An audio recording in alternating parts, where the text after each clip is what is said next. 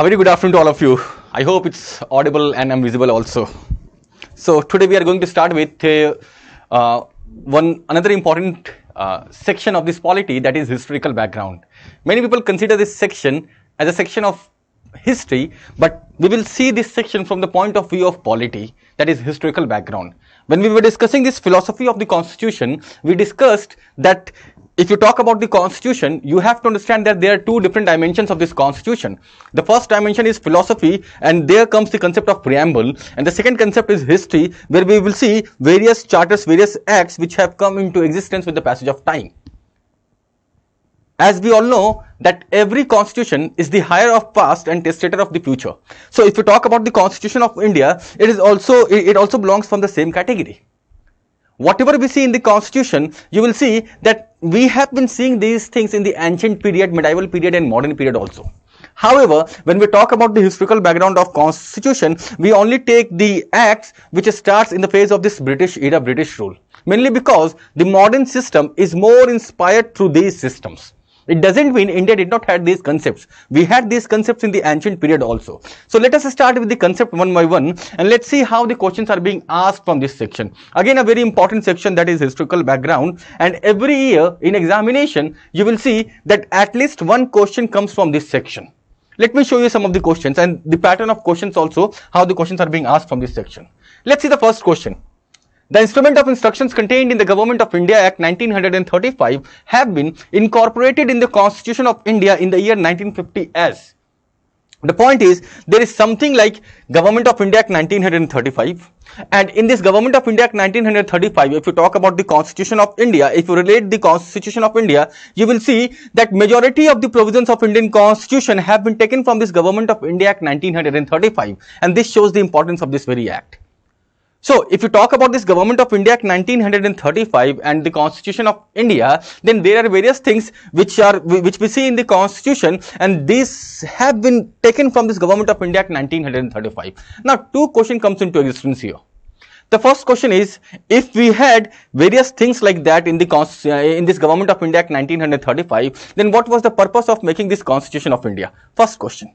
Second question, what are the things which have been taken directly from this Govt of India Act 1935? And you can see a potential question from these two questions only in UPSC examination also. So let's see this question again. The instrument of instructions, there is something like instrument of instructions which we can see in the government, which we can see in the Constitution of India also. So where this instrument of instruction is now. If you talk about this instrument of instructions, then you will find one more term associated with this, that is instrument of accession. So you will see that we have the concept of instrument of accession as well as instrument of instruction, and you will see that on a regular basis questions are being asked from these two things.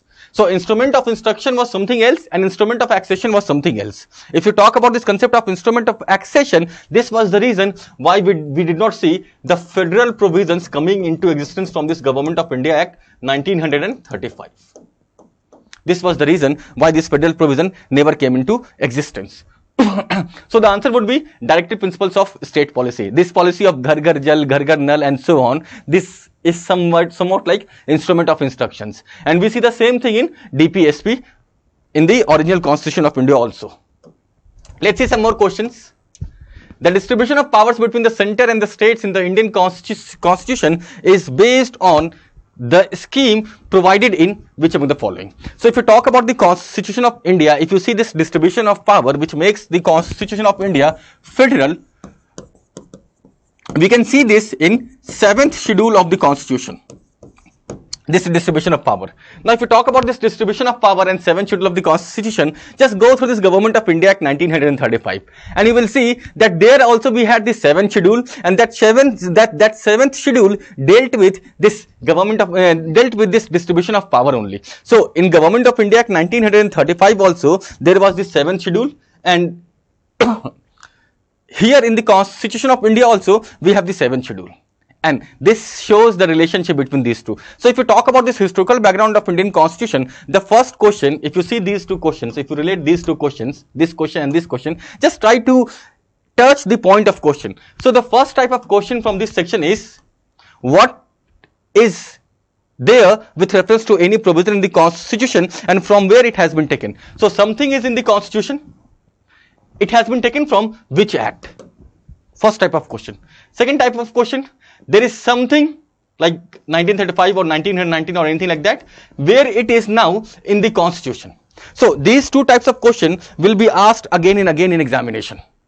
And the third type of question from this section would be like provisions. What are the provisions associated with that? So this is how we have been seeing this question from this act again and again. The answer would obviously be C, that is Government of India Act 1935. Let's see some more questions. Which of the following are the principal features of the Government of India Act 1919? So this is the third type of question which we were talking about. Third type of question. So if you see this, which of the following are the principal features of the Government of India Act 1919? There are certain options associated with this. Just read the options and automatically the concept will become clear. Introduction of diarchy in the executive government of the provinces. Introduction of separate communal electorates for Muslims. If you talk about this provision, it came into existence from 1909. Separate electorate. And see the third option, devolution of legislative authority by the center to the provinces. So the answer would obviously be 1 and 3. The point is, if you talk about this Government of India Act 1919, you will see that there are various questions from this section. Almost every year, you will find a question from either Government of India Act 1919 or Government of India Act 1935. And this shows the importance of these two acts.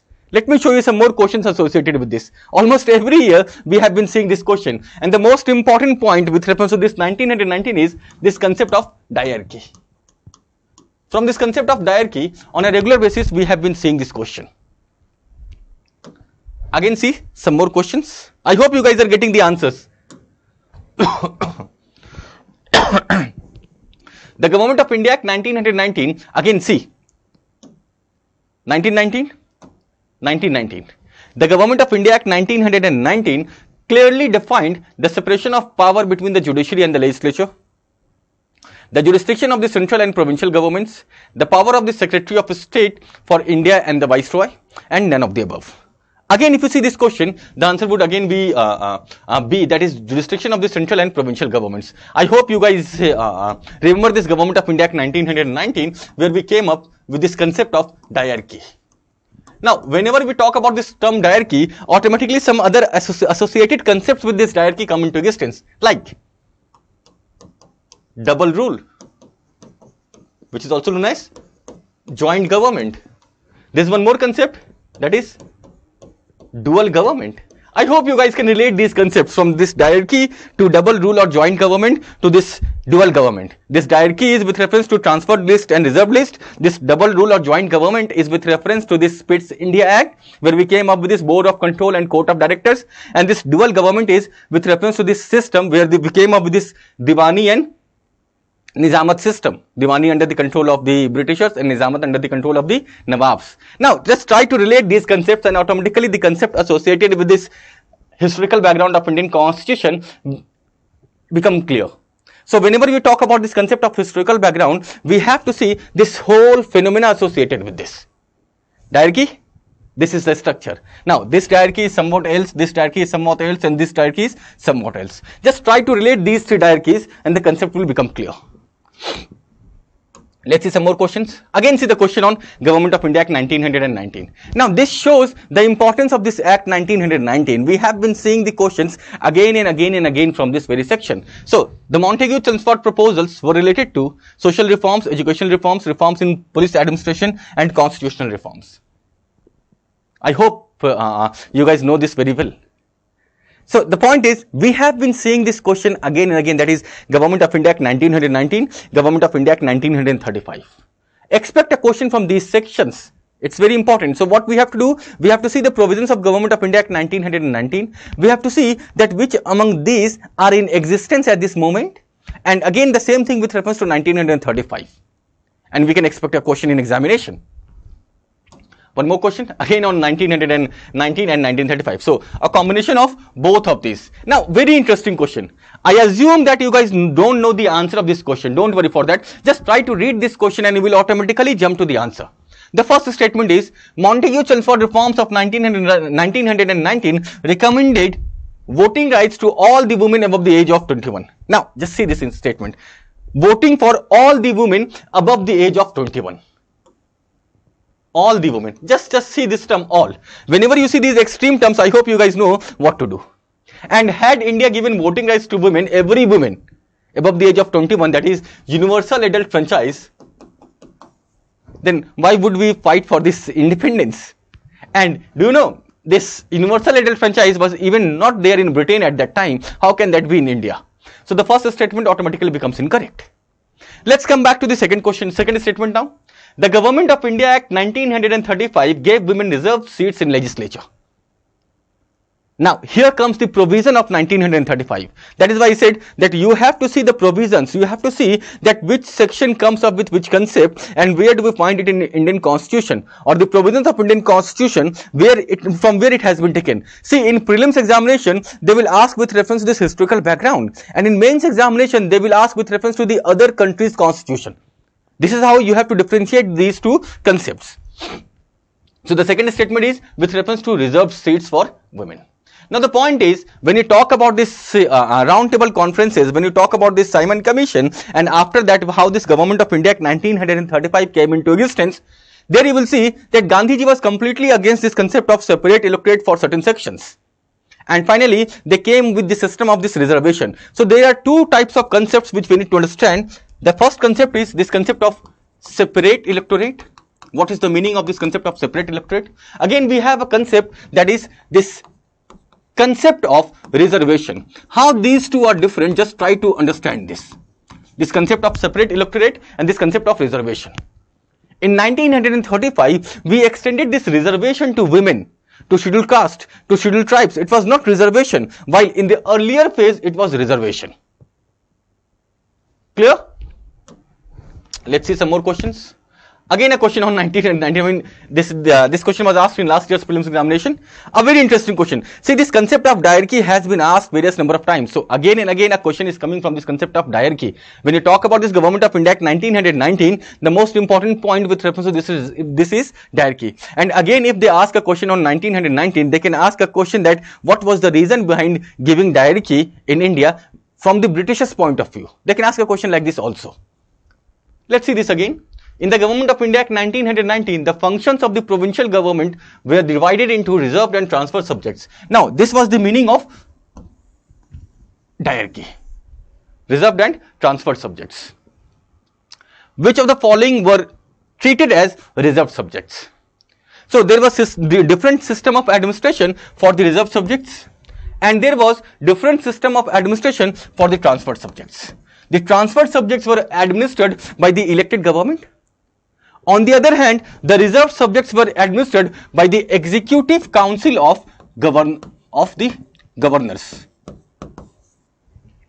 So this was the system of administration. Reserved list by the Executive Council and the Governor of the states or the provinces, and transferred list by the government of that particular state which was elected. So this was the structure. Now just understand one thing very clearly. There are various concepts which automatically will give you the clarity. So just see these provisions and see that what lies where. Now the point is, we have this police. Had police been in this transferred list, then things would have been in the support of India only. So 4 cannot be in the transferred list. If 4 cannot be in transferred list, then answer would be these 3, B, C and D. Again you see administration of justice. This administration of justice should also be in the hands of the Executive Council. It cannot be in the hands of the elected structure. Had it been in elected structure, what would have happened to Bhagat Singh? Just understand this. So 1 and 4 should be there. Again you can if you see this, then 1 and 4 should be there. Again you can cut this this option also. So either C or D would be the answer. Now if you see this land revenue, again the matter of money would be in the reserved list. So the answer would be 1, 3 and 4. However, let me clarify this also. All the important subjects were in the hands of the Executive Council, while not so important subjects were in the hands of the elected government. Not so important subjects like education, like local government, like agri. I mean, I'm not saying these things are not important, but was not important at that time. Was not important at that time. That is why I'm specifying this. So, sorry. So education was in the transferred list. Local government was in the transferred list. Agriculture was in the transferred list. But other subjects which were important, and not only this, see, agriculture was in transferred list, but irrigation was in reserved list. So what will you do with agriculture without irrigation? Just try to understand these concepts. Clear? This is the concept of transferred and reserved list. On a regular basis, questions have been asked from this topic, that is hierarchy, from different point of view. You can expect the questions in the further examinations also. Let me show you one more question from this. Consider the following statements about the Charter Act of 1813. Something with some earlier concepts. So apart from this 1919 and 1935, questions can be asked from other sections also, and that is why we have to understand this section very clearly. Let me give you a short recap or short glimpse of this historical background of Indian Constitution. If you talk about this concept of historical background of Indian Constitution, let me at first clarify this question also. So, it ended the trade monopoly of the East India Company in India, excluding for trade in tea and trade with China. It's correct. So, this trade in tea and trade with China was excluded, and all other trades were put open now. So, statement 1 is correct. It asserted the sovereignty of the British Crown over the Indian territories held by the company. It is also correct. The revenues of India were now controlled by the British Parliament. No, it is not correct. It was, we had this system of Pitt's India Act, that is the system of double rule or joint government. So under that, court of directors control this thing. So this will not be correct. The answer would be A, that is 1 and 2 only. So these are the questions from this historical background, from where we have been seeing questions again and again in examination. Again, if you move forward, then let me just give you a glimpse of this historical background of Indian Constitution. See, the Britishers came to India just like this. I hope it's not visible to you people. And this is how the Britishers came to India. They were not visible in India, but with the passage of time, they started acquiring territories and they became like this. They started becoming visible, and this visibility increased day by day. So when this visibility increased day by day, they started administering this area also. To administer this area, they also started making certain rules and regulations for this area. And this is how the concept of various charters, various acts came into existence. And this kept on increasing with the passage of time. If you see the order, you will see that from 1726, from this 1726 to 1947 Independence Act, we have been seeing various acts in India, and we can divide these acts into different phases. Like the first phase is from this 1600 to 1765, where we do not see anything substantial into the system. Again, from 1765 to 1858, which was the phase of centralization of power in India. Again, we have the phase as 1858 to 1919. Phase of decentralization in India. We have this phase of 1919 to 1947, this phase of provincial autonomy in India, and finally we have the last phase as 1947 to 1950, which is the phase of making the constitution in India. So when you study these things, you have to see this in this very order, and in all these phases there have been various charters, various acts. So you have to see these charters, these acts from this very point of view. This is the basic concept of historical background of Indian Constitution. Now, whenever you are seeing any concept, just try to relate that concept with reference to what is happening at this moment also. So, if you talk about 2022-23, then from 1922 onwards, UPSC examination, civil services examination started being conducted in India. So, this makes this Government of India Act 1919 and the rest of the phases important. Again, this Law Commission of India has been in news. So, if you talk about this concept of Law Commission of India, then you have to see this Charter Act 1833 also. So, this is how you have to relate these concepts, and you will see that questions will be asked in examination, and you will be able to solve those questions also. This is a basic glimpse of historical background. Now, you have to also understand the provisions which are specified, either it be 1909 or it be 1919 or it be 1935 or 1947. You have to see these things also one by one. Clear? Any doubt? Please let me know. Good afternoon, everyone. Vicky, reserved subjects were administered by Governor with Executive Council. Exactly, Vicky. Anushtan Purohit. Sir, answer of question of reservation for women 1935 Act. Answer of question of So the answer would be B, that is 2 only, dear. 2 only. Subhash Chandra Bose, everybody's favorite. Vicky, everybody's favorite, dear. Subhash Chandra Bose. Now, do you know, if you talk about the civil services civil services examination, then in this Charter Act of 1833, this open competition for civil services was proposed, but it was not accepted by Court of Directors. Finally, from after this 1853 charter, this concept came into existence, and from 1854, we started seeing this open competition for civil services in which Indians can also participate. But it took almost 10 years for first Indian to compete in the examination, and in 1864, for the first time, first Indian was selected in this. I hope you guys know. Brother of Rabindranath Tagore, that is Satyendra Tagore. He is in himself very famous.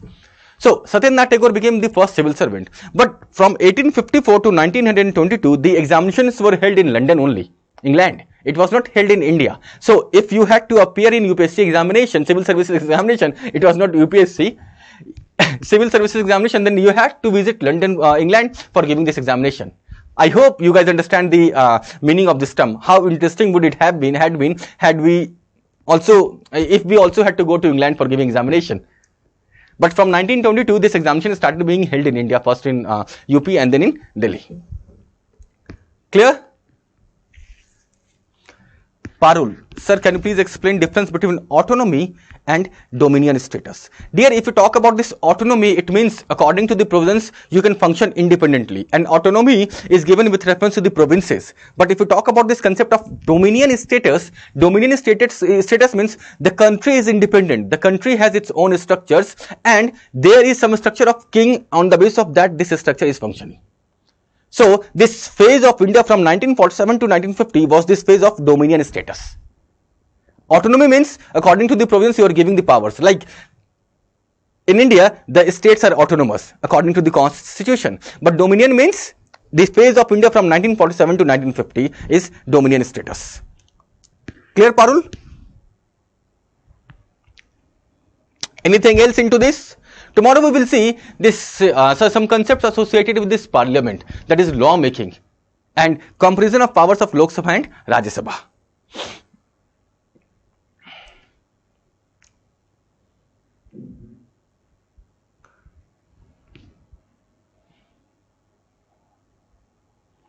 Chalo. Anything else? Hopefully no. So thank you for the patience and giving your attendance as usual. We will meet again tomorrow. Till then, everybody take care and keep revising the things. Always remember, execution is as important as reading the things. So try revising and try executing the things. Thank you. Take care. Bye-bye.